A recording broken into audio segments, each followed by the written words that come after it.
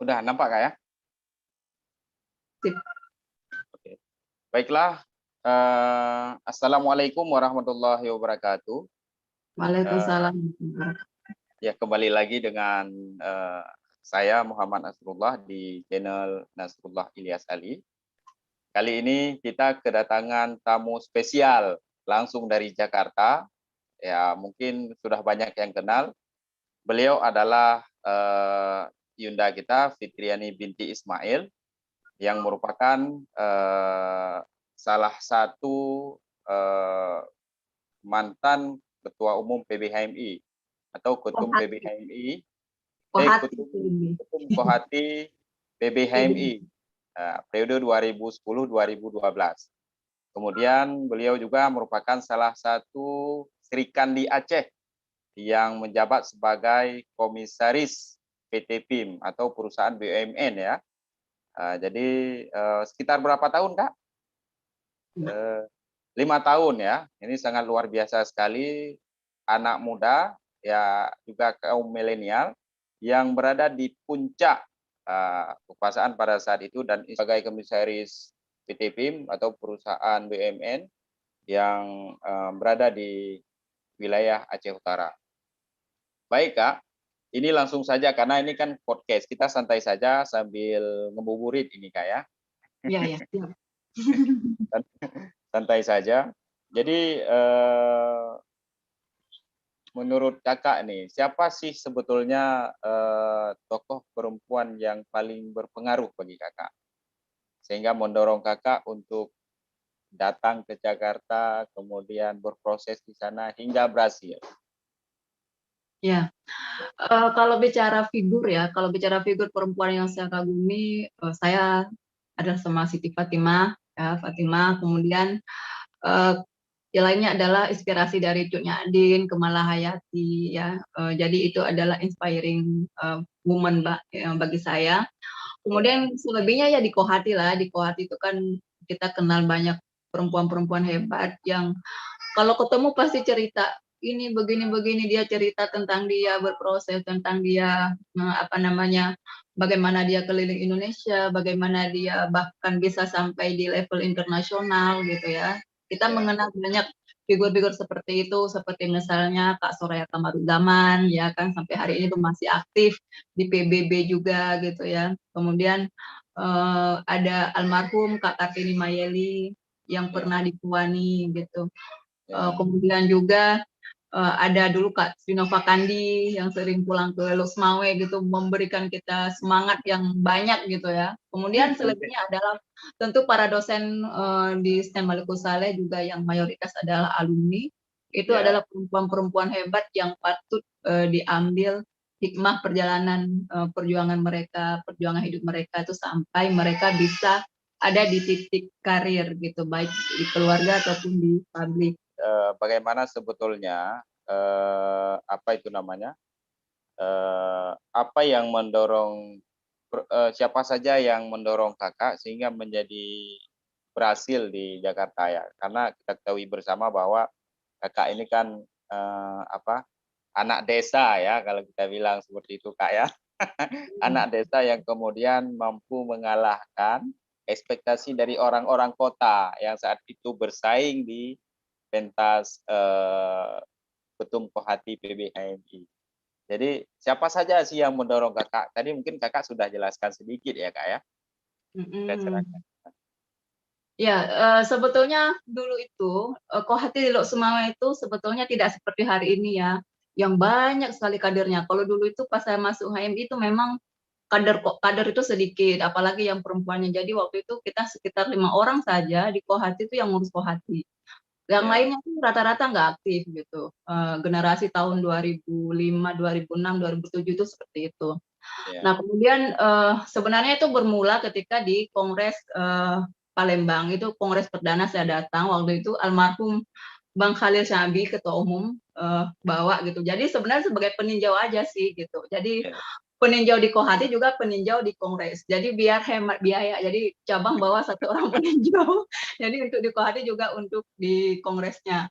Nah, Ya, jadi katanya siapa yang lebih duluan mulai. Kalau duluan mulai kongres, ya masuk di kongres. Kalau duluan mulai munas, masuk di munas. Nah, ya, kebetulan waktu itu ya, duluan mulai kongres. Jadi saya masuk sebagai peninjau di kongres. Dan ya mungkin karena greget kali ya, melihat kan ya, kongres itu tidak seperti yang kita bayangkan ketika kita masih LK1 gitu. Kemudian sudah tengah malam masih orang berdebat gitu. Dan tidak ada solusi yang mengkerucut. Nah, saya waktu itu mencoba menyampaikan pendapat.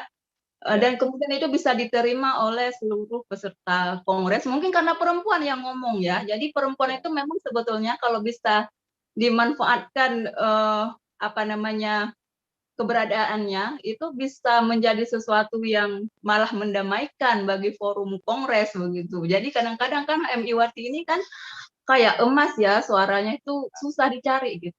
Nah, ketika ada yang bisa menyampaikan suatu gagasan yang kemudian mereka bisa terima secara umum, itu kan menjadi perhatian gitu ya, menjadi pusat perhatian. Akhirnya ketika pemilihan presidium sidang waktu itu, saya ya, itu presidium sidang pertama dari cabang, gitu. Jadi langsung jadi presidium sidang. Kemudian eh, di kongres itu kan di Munas itu juga lihat banyak kandidat gitu. Gimana sih mereka jadi kandidat? Jadi sebetulnya tidak ada yang apa ya, mendrive saya untuk maju, sebenarnya enggak. Jadi saya lebih ke melihat kemudian kenapa ini orang-orang luar semua gitu, kenapa dari ya, Aceh kok nggak ada, kita kok kayak jadi semacam orang yang ikut-ikutan saja gitu. Bahkan kita ya, kenal kandidat juga kan hanya di arena ya, bukan kayak sekarang kan kandidat roadshow, kalau dulu enggak gitu. Kemudian kita bercandain tuh sama Pak Shirley waktu itu dari Langsa, sama beberapa senior yang ikut-ikut di situ. Kita bilang, ya, ke depan ada dari Aceh lo maju gitu. Wah, ayo siapa maju? Ya, lihat aja nanti siapa yang maju, nanti kita maju. Nah, ya, terus saya waktu itu posisinya masih Bendung Kohati gitu ya. Jadi dulu kacau banget tuh di cabang. Bendung Kohati juga bisa jadi wasekkum di cabang, bisa ya, juga departemen gitu. Jadi enggak ex officio itu dulu kita juga enggak paham, Mbak. Kalau ex officio itu misalnya Bendung Kohati itu adalah Bendung di cabang misalnya. Nah, dulu tuh nggak paham seperti itu tuh. Yang penting ya udah Kak Ita Afrina tuh sebagai ketum ya udah taruh-taruh aja gitu. Makanya juga kita masuk di apa saya wasekjen Sekum PAO ya. tapi Bendung Kohati gitu kan lucu kan. Jadi beda gitu.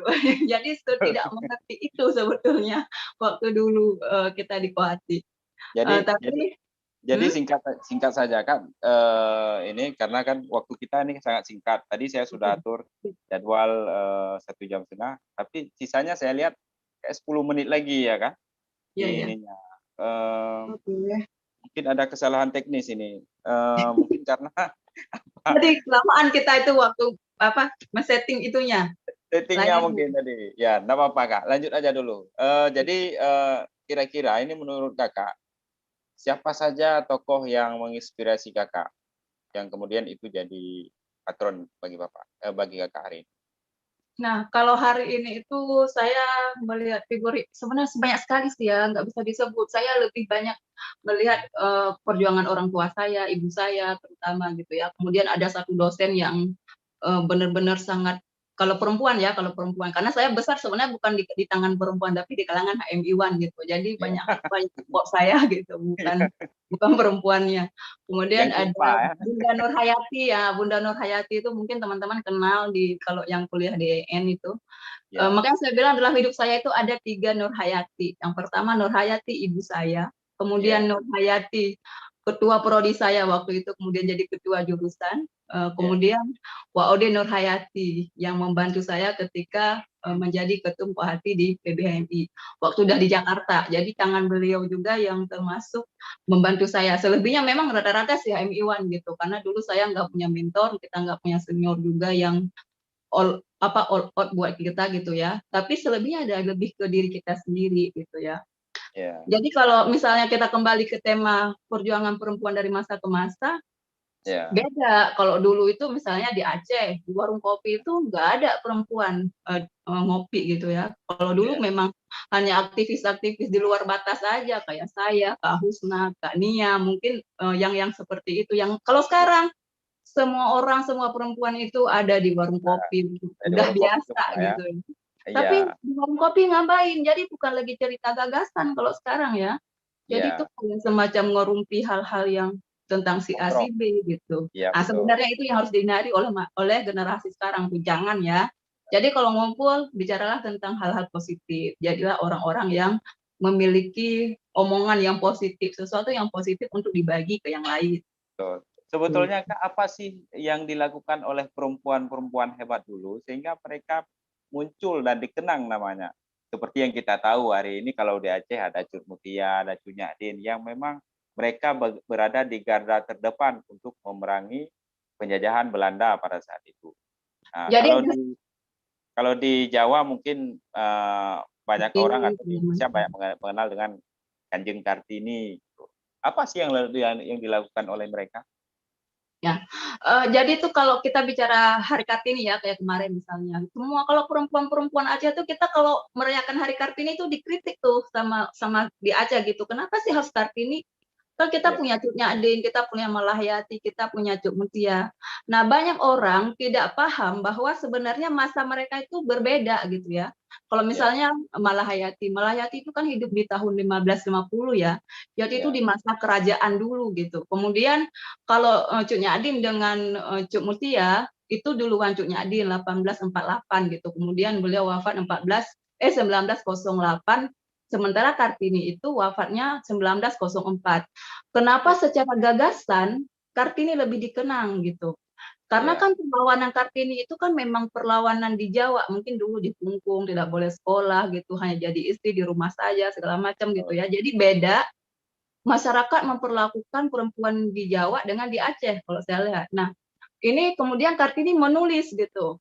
Iya, Kenapa kemudian dia dikenal sampai di Belanda, kemudian tulisan-tulisannya dibaca sampai oleh generasi sekarang karena dia menulis. iya, Perjuangannya itu perjuangan otak gitu ya. Tapi kalau Cuk iya, Nyatin itu beda lagi, Cuk Mutia, Cuk Nyatin itu kalau saya baca sejarah itu beda. Perempuan Aceh pada mayoritasnya sebenarnya mereka adalah orang-orang yang dasarnya itu menjadi istri yang baik gitu, kemudian iya, menjadi apa namanya ibu yang baik di rumah gitu. benar. Misalnya saya baca sebuah kisah, Cuk Nyadin itu dulu sebelum dia turun ke medan perang, beliau itu yang menyajikan makanan untuk tamu-tamu Teku Umar, suaminya yang datang ke apa namanya ke rumahnya gitu. Jadi yang mensupport perjuangan suaminya. Tetapi ketika kemudian Teku Umar almarhum meninggal, tidak ada cara pilihan lain bagi beliau itu selain turun menggantikan posisi itu. Walaupun kemudian kan beliau menikah lagi ya Iya, setelah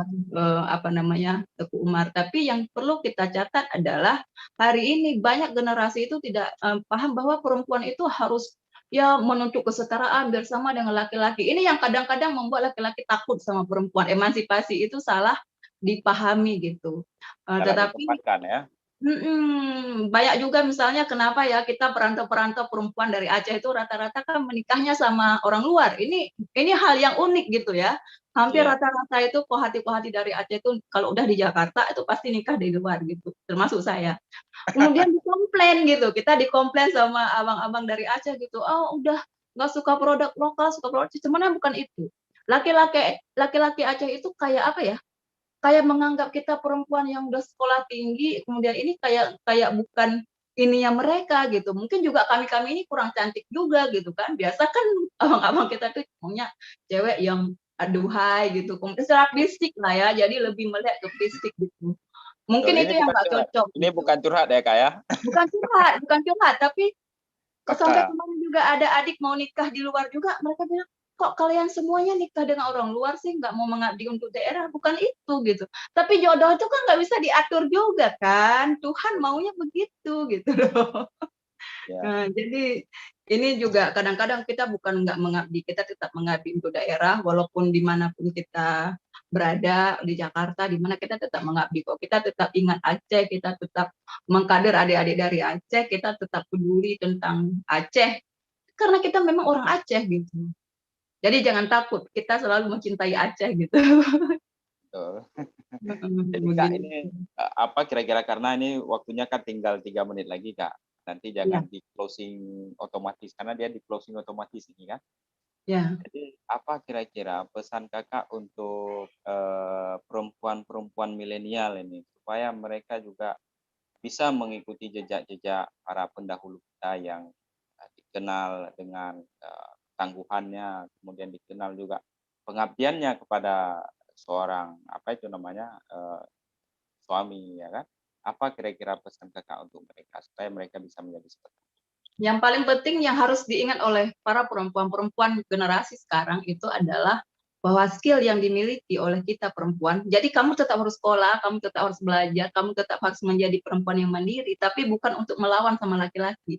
Tapi itu menjadi bekal kamu sendiri untuk kamu sendiri gitu. Kamu perlu pendidikan untuk mengasuh anakmu dengan baik, kamu perlu pendidikan untuk mengatur rumah tangga, jadi beda ya, jadi beda. Kalau kita punya ilmu itu beda, cara kita memanage keluarga itu beda gitu.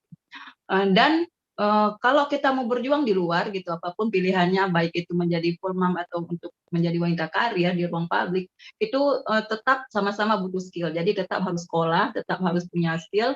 Apalagi zaman sekarang, pelajari skill apa sih yang perlu dimiliki di era-era 2020 ini gitu sampai ke depannya. Jadi itu yang harus ditanamkan kepada diri sendiri dan istilah kesempatan-kesempatan yang sudah ada. Misalnya mau di politik, sekarang isi kuota 30%. Jadi kita tidak lagi berjuang minta kuota 30%, enggak. Tapi sudah disediain, bagaimana kamu isi itu? Kamu butuh koneksi, kamu butuh skill, kamu butuh uang, ya itu yang harus kamu ini kan. Ya, Kamu penuhi gitu sebagai syarat untuk menjadi public figure, terutama koneksi ya. Itu koneksi itu penting sekali kalau di zaman sekarang ini gitu.